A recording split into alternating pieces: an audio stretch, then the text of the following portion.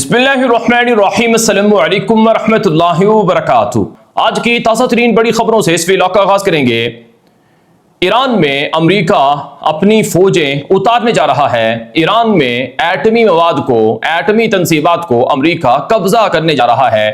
Iran में जिन शहरों पर, जिन इलाकों पर हमले हुए हैं और जो पुल, सड़कें और रेलवे का निज़ाम दरम बरम किया गया है, इसके पीछे वो मंसूबा है जिसका अमेरिका कई महीनों से इंतजार कर रहा था और प्लानिंग कर रहा था। वो मंसूबा बिल आखिर शुरू होने वाला है। ईरान ने अमेरिकी फौज से जमीनी जंग के लिए तकरीबन 5 लाख से ज्यादा फौजी तैयार कर लिए हैं। क्या वाकई अमेरिका और ईरान में जमीनी जंग होने जा रही है? तहलका खेज तफसीलात आपको आगे चलकर पता चलेंगी। और फिर अमेरिका ने सऊदी अरब को ईरान से लड़ने के लिए तैयार कर लिया है। क्या वाकई अब ईरान और सऊदी अरब में जंग होगी? नया कट्टा खुल चुका है। और इस दौरान पाकिस्तान का भी नाम लिया जा रहा है। इसराइल पसे पर्दा खुफिया चालें चल रहा है। ये तफसीलात भी आपको बताएंगे। और इसी तरह से उर्दन पर और दीगर जगहों पर ईरान की बमबारी और हमले बदस्तूर जारी हैं। और तुर्की, कतर अमेरिका को धोखा दे रहे हैं। दोनों अंदर से इसराइल के दुश्मन हैं और ईरान की मदद कर रहे हैं। क्या वाकई तुर्की और कतर ने ईरान को कोई मदद भेजी है? रशिया और चाइना का ईरान के हवाले से क्या किरदार है, ये भी आपको बताएंगे।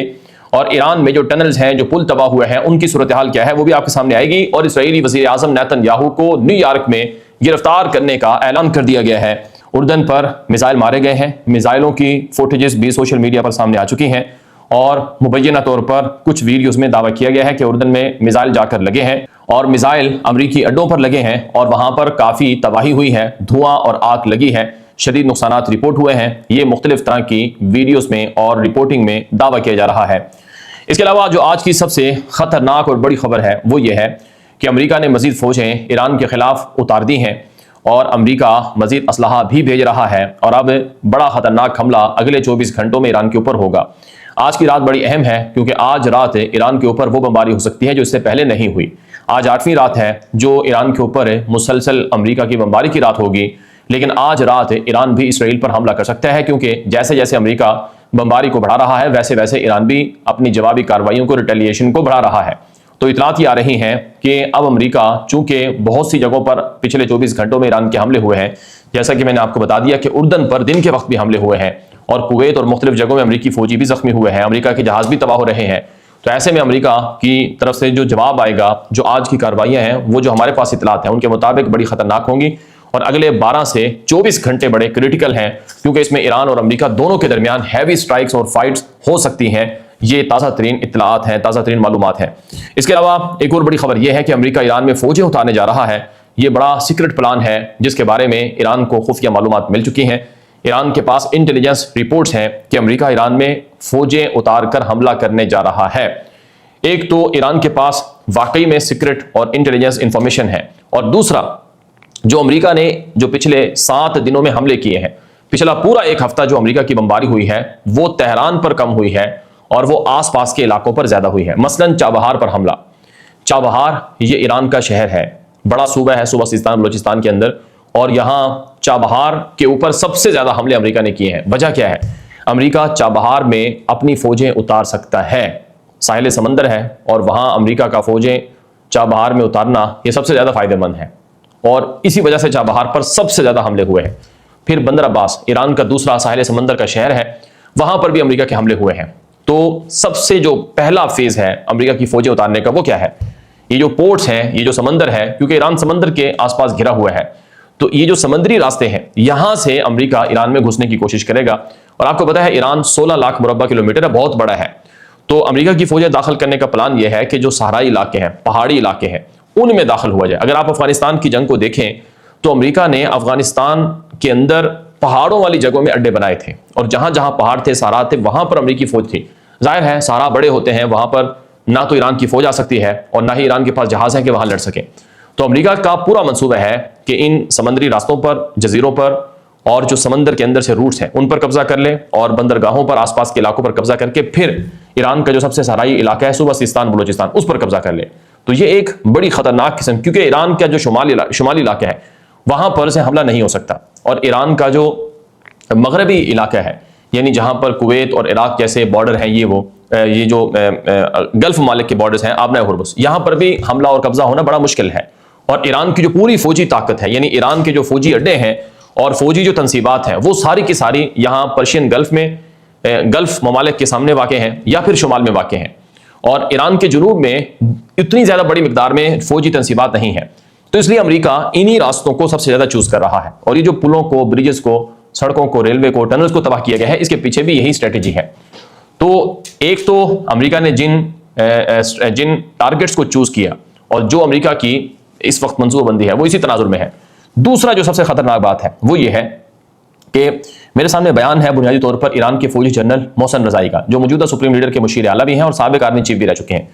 انہوں نے ٹی وی انٹرویو میں بات کہی ہے کہ جیسے اصفہان میں امریکہ کے کمانڈوز اتارے گئے اور امریکی کمانڈوز کو ٹارگٹ دیا گیا تھا، ٹاسک دیا گیا تھا کہ تم اصفہان میں پہاڑوں کے اندر چھپے ہوئے ایران کے ایٹمی مواد کو چرا لو، 440 کلو گرام کا مواد جس سے ایٹم بم بن سکتا ہے، تو وہ منصوبہ اصفہان میں کچھ مہینے پہلے ایرانی فوج نے ناکام بنا دیا تھا۔ تو جنرل محسن رضائی کہتا ہے کہ اسی طرح کا منصوبہ امریکہ نے اب بنایا ہے۔ یہ جو امریکہ کی حالیہ بمباری ہے تباہ کن، اس کا مسئلہ، اس کے پیچھے اصل مسئلہ کیا ہے؟ یعنی معاہدہ ہے، سب کچھ ہے، ایران ساری باتیں بھی مان رہا تھا، لیکن پھر حملہ کیوں ہو گیا؟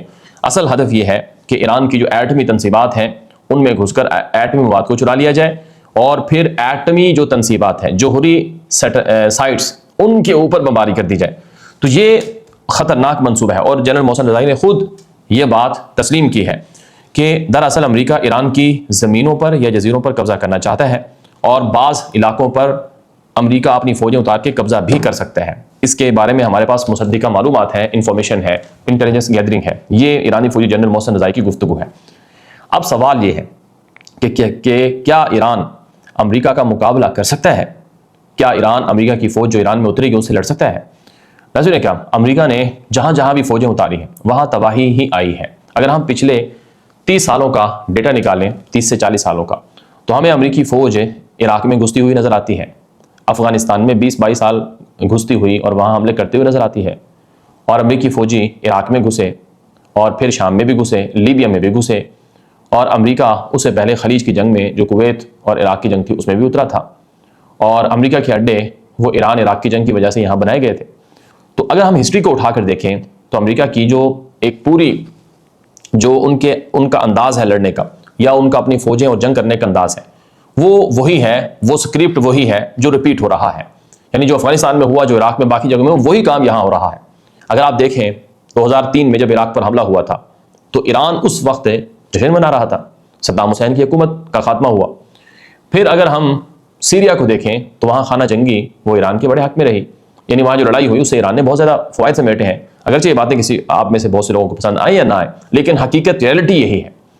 تو سٹوری کیا ہے؟ آپ عراق اور ایران کی جنگ دیکھ لیں، وہ امریکہ نے کس طرح سے کروائی اور کیا کیا پلان تھا۔ آپ عراق اور کویت کی جنگ دیکھ لیں جسے خلیج جنگ کہا جاتا ہے، وہ بھی اسی مقصد کے لیے تھا۔ امریکہ کیا کرتا ہے؟ ایک مشترکہ بات ہے کہ ان کو آپس میں لڑاؤ اور ان کی زمینوں پر قبضہ کرو، یعنی امن نہ ہونے دو۔ اگر یہاں امن اور سکون آ گیا تو یہ ہمیں کھا جائیں گے، یہ بہت طاقتور ہو جائیں گے۔ یہ اسٹریٹجی ہے اور یہی ریپیٹ ہو رہا ہے اب بھی۔ اب آپ دیکھیں ایران کے ساتھ امریکہ کی جنگ پر کچھ خوش ہیں، یعنی عرب ملکوں میں سے بہت سے خوش ہیں، اور اسرائیل بھی خوش ہے، لیکن ظاہر ہے آج ایران پر جو وقت ہے وہ کل وقت شام کے اوپر بھی تھا، عراق کے اوپر بھی تھا، باقی جگہوں پر بھی تھا۔ تو جب تک یہ چیزیں نہیں سمجھی جائیں گی، جب تک یہ نہیں دیکھا جائے گا کہ ہدف کیا ہے، مشترکہ دشمن کون ہے، کون کیا چاہتا ہے، تب تک یہاں پر امن نہیں آ سکتا ہے۔ بہرحال میں آپ کے سامنے ایک اور خبر رکھوں گا۔ خبر یہ ہے، یہ اسرائیلی میڈیا ہے معارف، یہ کوئی معمولی میڈیا نہیں ہے، بہت طاقتور میڈیا ہے، اسرائیل کا 50-60 سال پرانا میڈیا ہے، اور بہت زیادہ پڑھا جاتا ہے، دیکھا جاتا ہے، ڈیجیٹل میڈیا ہے، اور باقی مختلف انداز سے ان کے پلیٹ فارم ہیں۔ معارف کے اوپر ایک مضمون چھپتا ہے، رپورٹ یا آرٹیکل چھپتا ہے، جو بنیادی طور پر اسرائیلی فوج کا ایک کرنل ہے ریٹائر، امیت یاگور، جو بہت بڑا تجزیہ کار بھی ہے اور تھنک ٹینک بھی چلاتا ہے، اور اسرائیل کی جنگوں کے حوالے سے بہت بڑا نام ہے۔ اس نے معارف کے اندر کرنل امیت یاگور کا جو مضمون چھپتا ہے اس میں کیا ہوا ہے وہ میں آپ کو بتانے لگا ہوں کہ یہ جو امریکہ نے ایران کے ساتھ 17 جون کو سیز فائر معاہدہ سائن کیا تھا، تقریباً 1 مہینہ پہلے، وہ معاہدہ دراصل ایک ٹریپ تھا، ایران کو جال میں پھنسانا تھا، الجھانا تھا۔ امریکہ اس معاہدے کے ذریعے سے سعودی عرب کو پس پردہ میٹنگز کے ذریعے سے قائل کر چکا ہے۔ وہ کیسے قائل کیا کہ سعودی عرب جو ایران کے ساتھ جنگ لڑنے کا حامی نہیں تھا، اپنی سرزمین اعلانیہ ایران کے اوپر حملوں کے لیے استعمال کرنے نہیں دے رہا تھا، اور آبنائے ہرمز کو کھلوانے کے لیے فریڈم پروجیکٹ جیسا جو مشن یا پلان تھا اس کو بھی رکوایا تھا سعودی عرب نے. تو سعودی عرب کو امریکہ نے گارنٹی دی ہے, ضمانت دی ہے کہ آپ کا دفاع ہمارے ہاتھ میں ہے, آپ پریشان نہ ہو, آپ ہمارے ساتھ مل کر لڑیں اور پھر جو لڑائی ہوگی اس میں آپ کو بڑا فائدہ ہوگا, آپ ایران کے سامنے بلیک میل یا بے بس نہیں ہوں گے, ہم آپ کے ساتھ ہیں. معریف پر چھپنے والے اس مضمون میں کرنل امیت یاگور نے یہ بھی کہا کہ دراصل پاکستان اور سعودی عرب کے درمیان جو ڈیل ہوئی ہے, جو معاہدہ ہوا ہے مشترکہ دفاعی معاہدہ, وہ اسی تناظر میں کروایا گیا اور پاکستان نے حالیہ جو ایک وارننگ جاری کی ہے یا مذمتی بیان جاری کیا ہے کہ سعودی عرب پر حملہ یمن سے حوثیوں کا وہ پاکستان پر حملہ ہے, اور ایران کو سمجھایا ہے اور وارن کیا ہے کہ آپ یہ کام نہیں کر سکتے ہیں, یہ پاکستان پر حملہ تصور ہوگا. جو اسرائیلی صہیونی تجزیہ کار ہے کرنل امیت یاگور, وہ یہ کہتا ہے کہ دراصل امریکہ نے خود بھی گارنٹی دی ہے اور پاکستان کے ذریعے سے بھی سعودی عرب کو گارنٹی دلوائی ہے.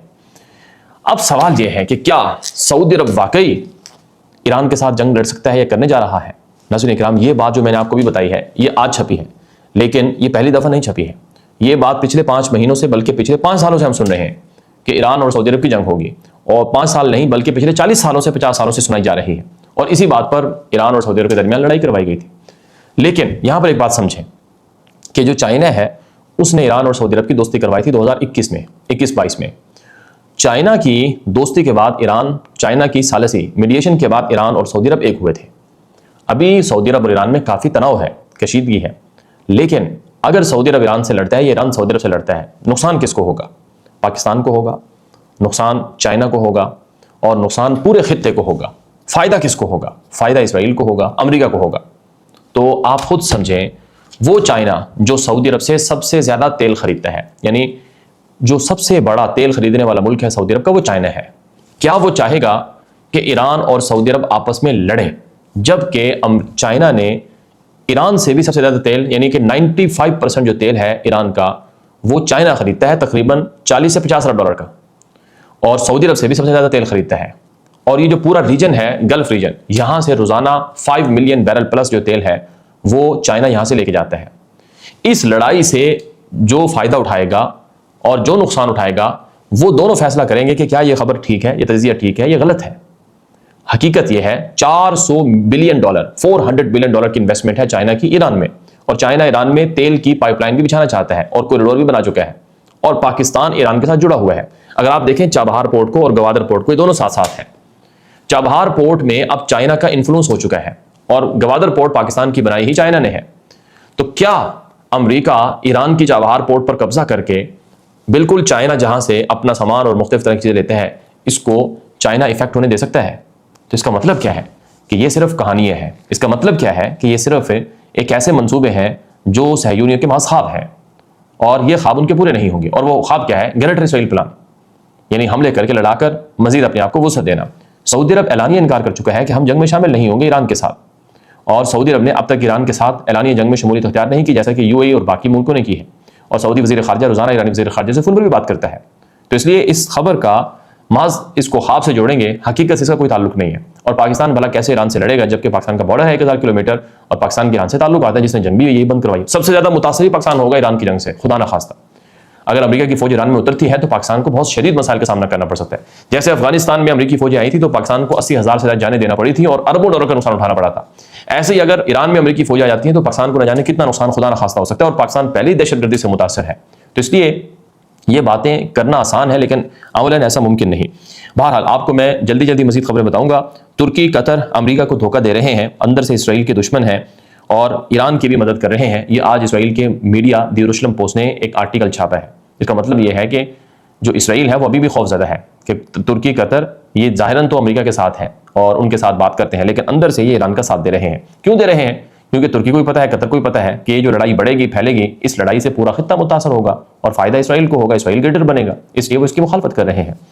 ایک اور بڑی خبر یہ ہے کہ نیتن یاہو کو نیو یارک کے اندر گرفتار کیا جائے گا, اور یہ اعلان کیا ہے زہران مامدانی نے, جو کہ نیو یارک کے میئر ہیں. انہوں نے اعلان کیا ہے کہ نیتن یاہو اگر غلطی سے بھی امریکہ کے نیو یارک سٹی آ گیا تو ہم اسے گرفتار کر لیں گے. دی ہیگ عدالت کا جو فیصلہ ہے اس پر امپلیمنٹ ہوگا. یاد رہے 2 دن پہلے نیتن یاہو نے ایک ٹی وی انٹرویو میں کہا تھا کہ امریکہ کا نیو یارک کا جو میئر ہے زہران مامدانی, یہ خود امریکہ سے بھی نفرت کرتا ہے, یہ اندر سے بہت کٹر قسم کا اسلامی ہے اور یہ ظاہر نہیں کرتا ہے, اور وہ یہودی پاگل تھے جنہوں نے نیو یارک کے اندر اس شخص کو ووٹ دے کر نیو یارک کا میئر بنایا. تو خلاصہ یہ ہے کہ امریکہ کے اندر اسرائیل بہت برے طریقے سے ناکام ہو رہا ہے۔ آخر میں ایک اور خبر آپ کو بتائیں گے کہ ایران نے ٹنلز اور پلوں کو بحال کرنا شروع کر دیا ہے، جہاں پر امریکہ نے بمباری کی تھی وہ بحال ہونے شروع ہو چکے ہیں۔